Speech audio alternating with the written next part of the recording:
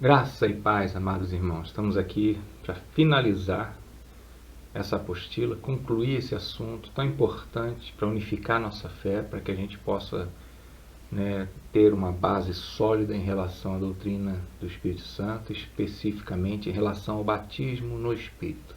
Já avançamos bastante, já vimos como era a manifestação do Espírito no Antigo Testamento, no Velho Testamento, que era temporária, que era seletiva. Já vimos também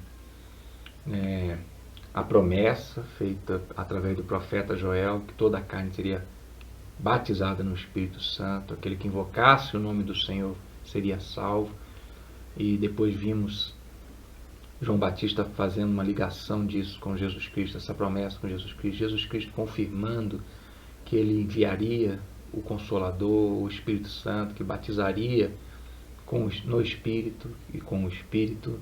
Vimos Jesus mandando os discípulos esperar em Jerusalém, que estava próxima o cumprimento dessa promessa, já quando ele volta para o céu, volta para a eternidade. Vimos então a manifestação, o batismo no Espírito Santo na vida dos judeus, o derramamento no dia de Pentecostes, naquela grande festa onde visivelmente fica claro que o Espírito Santo foi derramado sobre todos os judeus ali presentes, os discípulos de Jesus presentes.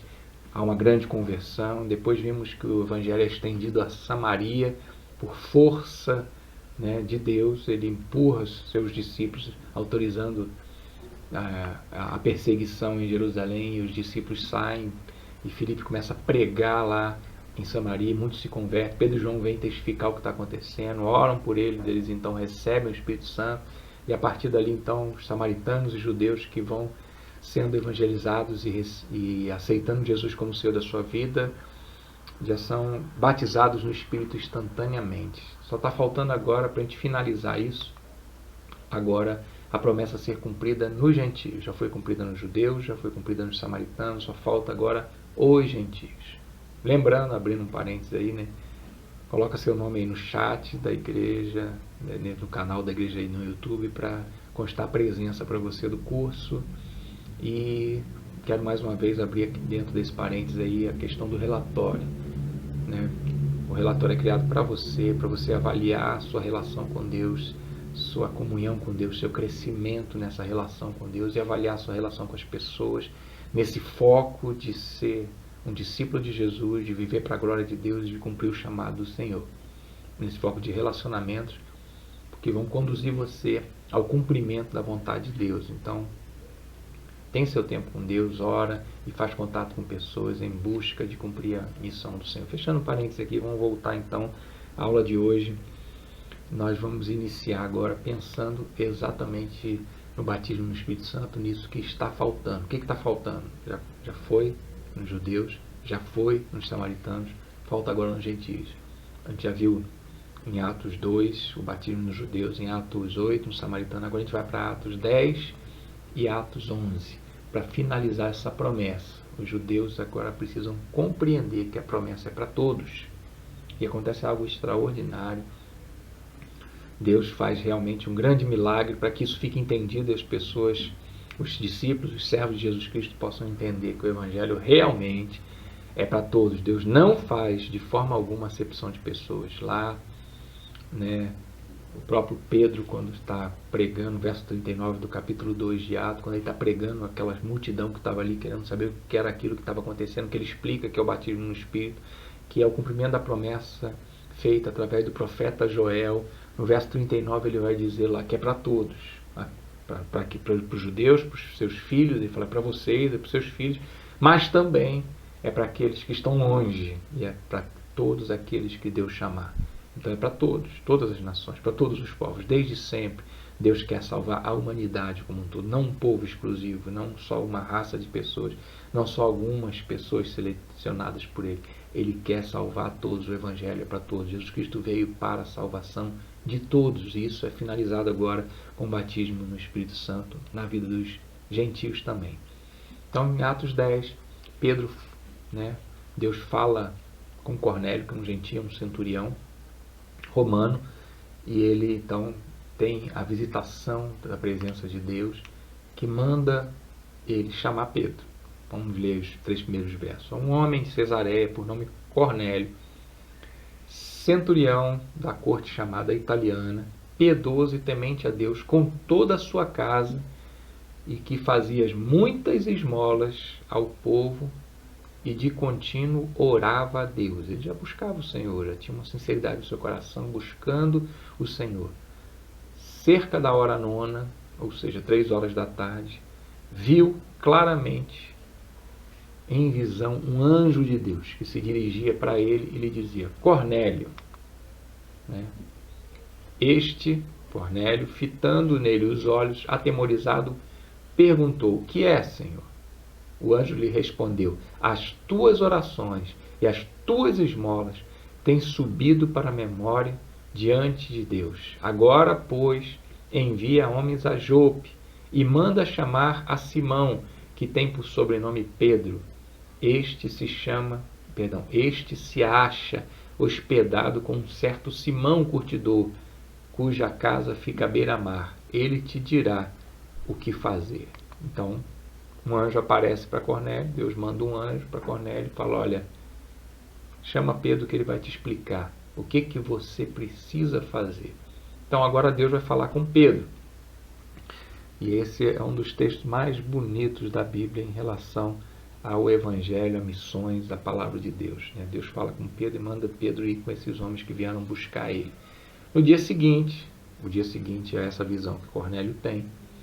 Indo eles pelo caminho, e estando já perto da cidade, subiu Pedro ao eirado para orar, cerca da hora 6, meio-dia.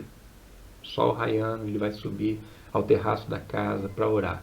E tendo fome, quis comer, mas enquanto lhes preparava comida, sobreveio-lhe um êxtase, e viu o céu aberto e um objeto descendo, como se fosse um grande lençol, sendo baixado pelas 4 pontas sobre a terra, no qual havia todos os quadrúpedes e répteis da terra e aves do céu. E uma voz lhe dizia: levanta-te, Pedro, mata e come. Mas Pedro respondeu: de modo nenhum, Senhor, porque nunca comi coisa alguma comum e imunda. Pela segunda vez lhe falou a voz: não chames tu comum o que Deus purificou. Sucedeu isto por 3 vezes, e logo foi o objeto recolhido para o céu. Enquanto Pedro refletia, perplexo sobre o que seria a visão que tivera, eis que os homens enviados por Cornélio, tendo perguntado pela casa de Simão, pararam à porta e, chamando, indagavam se ali estava hospedado Simão, que tinha por sobrenome Pedro. Estando Pedro ainda a meditar sobre a visão, o Espírito lhe disse: eis que 2 homens te procuram. Levanta-te, pois, desce e vai com eles, nada duvidando, porque eu os enviei. E descendo Pedro ao encontro desses homens, disse: sou eu a quem procurais. Qual é a causa por que viestes? Bom, ficou muito claro. Deus dá uma visão para Pedro, meio-dia, ele com fome, no terraço, orando. Deus desce alguma coisa parecida com um lençol, cheio de animais, toda espécie da terra, do céu, de aves, E fala: mata e come, Pedro. Ele fala: não, de forma nenhuma, Senhor, eu vou comer alguma coisa impura. Nunca comi nada impuro, nada comum. E Pedro pergunta, e Deus pergunta para Pedro: está chamando aquilo que eu criei de impuro, de comum, Está de impuro? E Pedro fala: de forma nenhuma. Isso acontece 3 vezes. Ele está ali pensando, parado, pensando: o que será que essa visão quer dizer? O que será que Deus está querendo dizer para mim? O que será? Ele vai entender isso na casa de Cornélio. Mas o que será que está a dizer? E quando ele está ali pensando, os homens que Cornélio mandou buscar Pedro a mando do anjo que falou com Cornélio, já chegou à porta, já bateu, o Espírito Santo fala com Pedro: desce, Pedro, desce e vai com esses homens, porque eu estou nesse negócio. E Pedro então desce e fala: vocês estão procurando a mim. O que vocês estão querendo comigo? Então agora Pedro vai chegar à casa de Cornélio. O que acontece lá nessa chegada na casa de Cornélio? Verso 27 em diante diz assim: conversando com ele, entrou e chamou muitos, e achou muitos reunidos. Ele disse-lhes: Vós bem sabeis que não é lícito a um judeu ajuntar-se ou chegar-se a estrangeiros, mas Deus mostrou-me que nenhum homem devo chamar de comum ou imundo. Pedro começou a entender. Opa, eu não devia estar aqui como judeu. Sou judeu e judeu não pode se misturar. Judeu não pode estar na casa de um homem, né, que não é judeu, que é um estrangeiro, que é um gentio. Não posso estar aqui. Mas Deus está mudando o meu entendimento em relação a isso. Deus está me fazendo entender que eu não posso chamar um outro ser humano de imundo ou de comum. Então, verso 29, pelo que sendo chamado, vim sem objeção. Pergunto, por que razão mandaste chamar? Pedro quer saber, o que eu estou fazendo aqui? Cornélio vai explicar que foi Deus que mandou. Então disse Cornélio, faz 4 dias que eu estava orando em minha casa, a hora nona, e eis que diante de mim se apresentou um homem com vestiduras resplandecentes e disse, Cornélio, a tua oração foi ouvida, as tuas esmolas estão em memória diante de Deus. Olha que coisa extraordinária. Para o judeu, não pode de forma alguma um gentio se relacionar com Deus, porque Deus é santo e o gentio é imundo. Mas agora Pedro está ouvindo que um anjo visitou Cornélio e disse, olha, a tua oração está sendo ouvida por Deus. Que coisa extraordinária. Então a ficha de Pedro cai. Nesse momento a ficha de Pedro cai. Envia, pois, a Jope e manda chamar Simão, a quem tem sobrenome Pedro. Ele está hospedado na casa de Simão, curtidor à beira-mar. Portanto, mandei logo chamar-te. E bem fizeste em vir. Agora, pois, estamos aqui, presentes, diante de Deus, para ouvir tudo que te foi ordenado pelo Senhor. Pedro pergunta, o que eu estou fazendo aqui? E Cornélio fala, foi um anjo que mandou te buscar. E eu aqui estou aqui para ouvir o que você tem a dizer em relação ao Senhor. Como um momento extraordinário, agora Pedro então entende a visão que ele teve. E ele então vai anunciar Cristo ao gentio. Então Pedro, né, tomando a palavra, disse, na verdade reconheço que Deus não faz acepção de pessoas. Todos são perante Deus amados, queridos, objetos do amor de Deus. Ele não faz acepção de pessoas, mas que ele é aceitável que aquele em qualquer nação o teme e pratica o que é justo. A palavra de Deus que ele enviou os filhos de Israel anunciando a paz por Jesus Cristo. Este é o Senhor de todos. Pedro então vai anunciar Jesus Cristo. Os discípulos, né, gentios ali então são batizados. Enquanto Pedro ainda dizia essas coisas, Pedro está pregando ainda, explicando quem é Jesus, explicando sobre a salvação, desceu o Espírito Santo sobre todos os que ouviam a palavra. Os crentes que eram da circuncisão, ou seja, os judeus, todos quantos tinham vindo com Pedro, maravilharam-se de que também sobre os gentios se derramasse, né, o dom do Espírito Santo, porque ouviam falar em línguas e magnificar a Deus. Os samaritanos, Pedro e João, tiveram que impor as mãos para orar. Agora aqui, enquanto Pedro está pregando, o próprio Deus se encarrega de batizar aqueles gentios no Espírito Santo e eles falarem em línguas, né, uma alusão ao batismo do Espírito Santo, uma manifestação externa que eles estão sendo batizados pelo Espírito Santo para que os judeus definitivamente quebrem todo tipo de preconceito contra qualquer nação, porque eles estão vendo, Pedro e os que estavam com ele, os judeus que estavam com ele, estão vendo que eles também estão recebendo o Espírito Santo, o dom do Espírito na sua vida. Então, meus amados irmãos, respondeu então Pedro, pode alguém porventura recusar água para que não sejam batizados estes que, como nós, receberam o Espírito Santo? Lógico que não pode. Mandou, pois, que fossem batizados em nome de Jesus Cristo.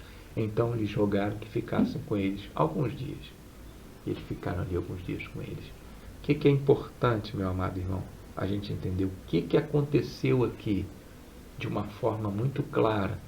Deus mostra para Pedro, para que todos os judeus pudessem compreender, olha, a promessa do batismo no Espírito, a promessa de salvação, a promessa de redenção, não é para o judeu. É para o judeu, é para o samaritano, é para o gentio, é para toda a carne, é para toda a nação, é para todo aquele que invocar o nome do Senhor. Isso quebrou um paradigma tremendo, isso quebrou um preconceito tremendo. E então, a partir daí, os gentios que aceitam Jesus Cristo são batizados no Espírito e não tem manifestação visível disso, porque não precisa mais. Mas a história não acabou ainda, tem Atos 11, porque Pedro tem que voltar para Jerusalém e dizer o que aconteceu, né? Ele tem que justificar por que ele batizou gentio. Porque o que ele foi fazer na casa de um gentio? Por que ele pregou o evangelho ao gentio? Por que ele batizou os gentios? Então, os judeus estão indagando Pedro. O que você fez, Pedro? O que é isso, Pedro? Então, ora, ouviram os apóstolos e os irmãos que estavam na Judéia que também os gentios haviam recebido a palavra de Deus. E quando Pedro subiu a Jerusalém, disputavam com ele, ou seja, discutiam com ele os que eram da circuncisão, dizendo: entraste na casa de homens incircuncisos e comestes com eles? Pedro, então, porém, começou a fazer-lhes uma exposição em ordem, dizendo... Aí Pedro vai contar toda aquela história, que ele teve uma visão, que Cornélio teve um encontro com um anjo, e o anjo mandou chamar Pedro, ele foi, chegou lá, ele pregou, e enquanto ele pregava, o Espírito Santo os batizou, então ele teve o entendimento, a compreensão. E por que isso acontece com Pedro? Porque é Pedro, o grande apóstolo dos judeus. Porque Pedro é essa coluna da doutrina cristã, do cristianismo entre os judeus. Então, por isso é Pedro que Deus escolhe, por isso é Pedro que tem que ir lá na casa de Cornélio, por isso é Pedro que vai pregar e ele vai ver que eles são batizados no Espírito, por isso é Pedro que vai autorizar, chancelar que eles sejam batizados e autorizar e testificar e testemunhar de que os gentios também foram alcançados por essa promessa do batismo no Espírito Santo. Então, o verso 18 conclui, né, pulei para o verso 18 para ganhar tempo, conclui dizendo: ouvindo eles estas coisas, apaziguaram-se e glorificaram a Deus, dizendo: assim, pois, Deus concedeu também aos gentios o arrependimento para a vida. Está vendo o que é o batismo no Espírito? É o recebimento do Espírito Santo. Está vendo o que é o batismo no Espírito? É a salvação. Eles glorificaram a Deus, aprenderam, entenderam que a promessa era para todos. Bom, irmãos, está concluída a promessa, o batismo no Espírito Santo. Para o judeu, para o samaritano e para o gentio. Como eu disse, a gente ia ver todos os textos bíblicos do Novo Testamento que falassem sobre o batismo no Espírito Santo. Lógico, no Novo Testamento, porque o batismo no Espírito acontece depois que Jesus Cristo volta para a eternidade, então é no Novo Testamento. Mas tem mais um texto, a gente vai para Atos 19 agora, que é um fato, chamei de um fato isolado. Em Atos 19 acontece a unificação da fé em Cristo. Algo extraordinário aconteceu ali, né, em comum. Olha, vamos ver o verso de 1 a 3 aí, para a gente entender primeiro, dar esse preâmbulo aí, para a gente entender o que está acontecendo em Atos 19. E sucedeu que, enquanto Apolo estava em Corinto, Paulo, tendo atravessado as regiões mais altas, chegou a Éfeso. Então, Paulo chegou a Éfeso e achando ali alguns discípulos. Paulo encontrou uns discípulos peregrinando pelo deserto de Éfeso. Perguntou-lhes: recebeste vós o Espírito Santo quando creste? Olha que pergunta interessante que Paulo fala. Quando é que se recebe o Espírito Santo agora? Quando crê. Os judeus receberam depois, até aquele derramamento do Espírito, porque o Espírito não tinha sido derramado. A partir dali, todo judeu que acreditava em Jesus Cristo recebia o Espírito Santo. Eles são discípulos, são judeus, mas estão isolados, estão no deserto, em Éfeso. Né? Então, ele perguntou: recebeu quando vocês creram? Responderam-lhes eles: não, nem sequer ouvimos que haja Espírito Santo. Ué, Espírito Santo, batismo, o que aconteceu? O que está acontecendo? Eles estavam isolados no mundo. Estavam vivendo fora da sociedade. E aí então tornou-lhes ele: em que foste batizado então? Eles disseram: no batismo de João. Entendeu? Eles estão lá antes ainda do ministério de Jesus. Quando João está anunciando: olha, aquele que vai vir vai batizar no Espírito. Aquele que vai vir, que eu não sou digno nem de amarrar as sandálias vai batizar no Espírito. Eles estão ainda no batismo de João, do arrependimento. Eles não ficaram sabendo dos acontecimentos, nem estão sabendo que aconteceu lá em Jerusalém, o derramamento do Espírito Santo, no dia de Pentecostes. Então, dando prosseguimento aí, o texto diz, mas Paulo respondeu, João administrou o batismo do arrependimento, dizendo ao povo que cresce naquele que após ele havia de vir, isto é, em Jesus. Paulo está pregando Jesus, mostrando para eles quem é Jesus, o Messias. Quando ouviram isso, foram batizados em nome do Senhor Jesus. Deixaram aquele batismo de João para serem batizados agora em nome de Jesus, havendo-lhes imposto as mãos sobre eles o Espírito Santo. Veio sobre eles o Espírito Santo. E falavam em línguas e profetizavam. E eram, ao todo, uns 12 homens. Então, por que acontece isso aqui de novo? Porque eles eram uma pessoa que estavam, um grupo de 12 pessoas que estavam alienados a tudo que aconteceu, judeus, mas estavam alienados a tudo que aconteceu e estavam seguindo uma outra religião. Havia o judaísmo, agora o cristianismo, e havia os seguidores de João, esses 12 que restaram, que não seguiram Jesus porque se isolaram do mundo. Então, é a unificação da fé em Cristo. Então, havia uma igreja, um batismo. Então, esse é a última menção sobre batismo no Espírito. Não tem mais menção, não tem mais texto nenhum. Acho que ficou muito claro como é que se deu o cumprimento da promessa do derramamento do Espírito Santo e o que é o batismo no Espírito. O batismo no Espírito é você aceitar Jesus, ser salvo, nascer de novo, receber o Espírito Santo. Isso é o batismo no Espírito. Ser habitado por Ele permanentemente. O Espírito Santo foi derramado sobre todo aquele que crê, para sempre. Para sempre. Então, irmãos, vamos para a conclusão desse estudo, então, concluindo tudo que a gente viu até aqui, para a gente poder entender. Vamos para essas considerações finais. Primeiro, irmãos, não há nenhum outro registro na Bíblia sobre a manifestação visível do batismo no Espírito Santo, além dos textos estudados. Não tem outro. Não há nenhuma ordem para buscar o batismo no Espírito na Bíblia. Você não precisa de buscar. Me converto, agora eu tenho que buscar o batismo no Espírito. Não preciso disso, porque eu já sou batizado no Espírito no dia que eu me converto ao Senhor. O batismo no Espírito é para todos os crentes, e hoje o Espírito Santo já foi derramado sobre toda a carne. Judeu, samaritano, Messias, ou gentios, todos já foram batizados. Então, não é mais uma promessa, é uma realidade para os crentes. Quem aceita Jesus é batizado no Espírito Santo. Não há nenhuma necessidade de uma manifestação visível na vida de alguém que crê em Cristo, pois o cumprimento da promessa, o derramamento do Espírito Santo é um fato mais que comprovado. Não tem que se repetir esses sinais.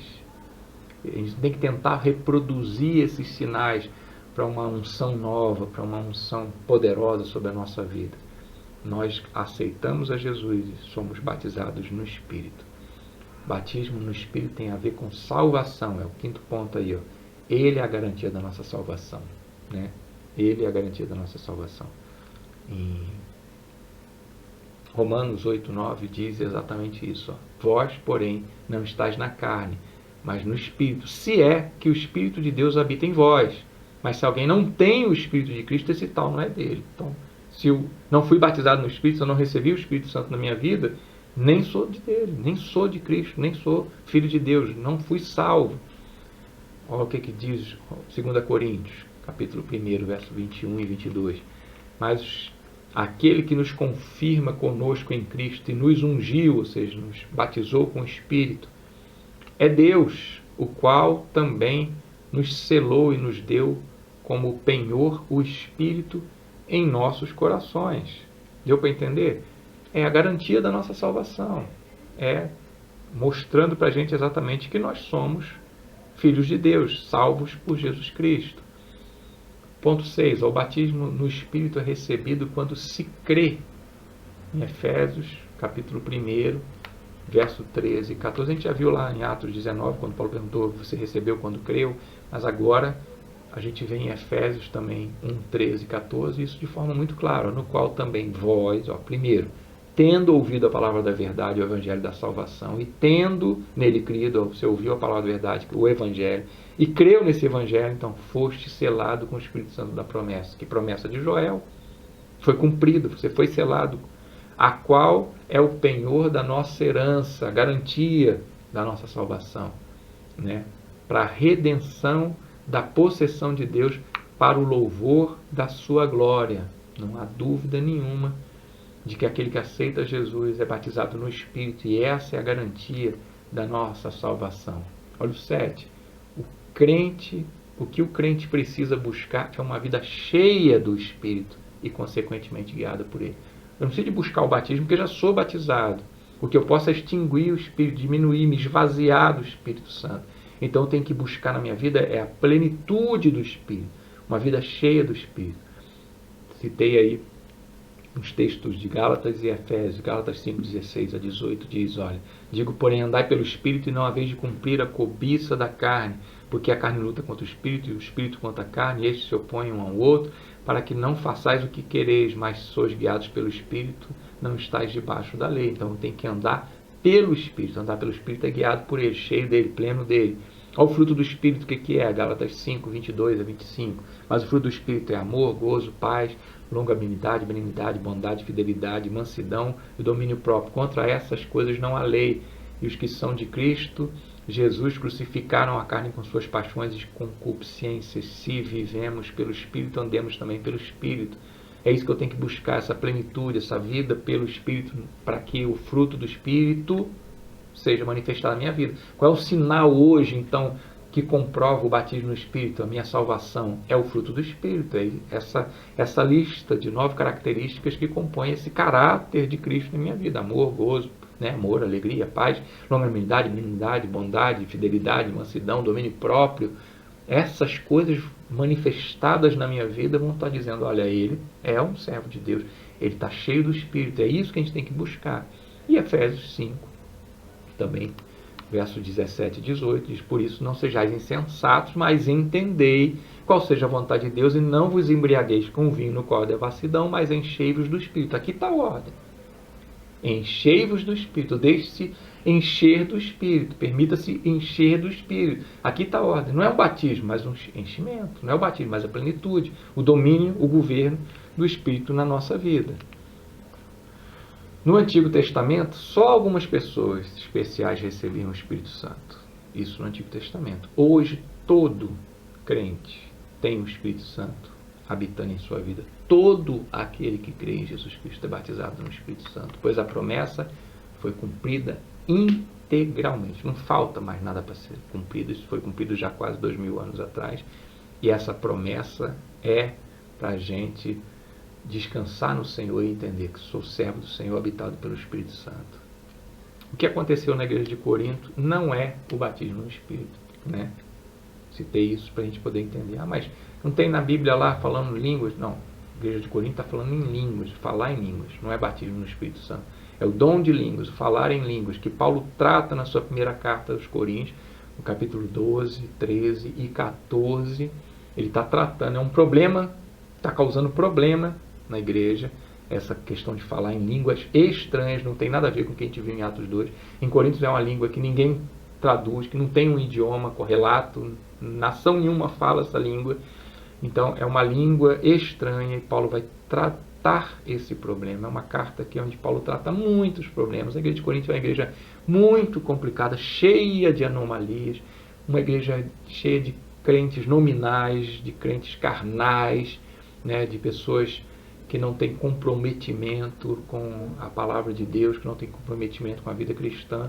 Então Paulo trata um monte de coisa, e entre esses assuntos, no capítulo 12, 13 e 14, como eu disse, da primeira carta, ele trata essa questão das línguas estranhas, que está causando confusão, problema. Ele trata, ele dá uma aula sobre dons espirituais, especificamente para tratar a questão da língua estranha, que está causando tumulto ali.